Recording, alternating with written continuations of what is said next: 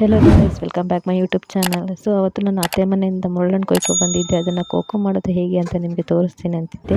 So ಅದನ್ನು ಇವತ್ತು ಹೇಗೆ ಕೋಕಮ್ನ ಮಾಡೋದು ಅಂತ ತೋರಿಸ್ತೀನಿ. ನಾನು ಮುಳ್ಳನ್ನು ಕೊಯ್ಕೊ ಬಂದಿದ್ನಲ್ಲ, ಅದನ್ನು ಚೆನ್ನಾಗಿ ನೀಟಾಗಿ ತೊಳೆದಿಟ್ಕೊಂಡು ನೆಕ್ಸ್ಟ್ ಅದನ್ನು ಓಪನ್ ಮಾಡಿ ಅದರದ ಸಿಪ್ಪೆನೇ ಬೇರೆ ಮತ್ತು ಬೀಜನೇ ಬೇರೆ ಮಾಡಿ. ನಮಗೆ ಕೋಕಮ್ ಮಾಡಲಿಕ್ಕೆ ಬರೀ ಸಿಪ್ಪೆ ಇದ್ದರೆ ಸಾಕು.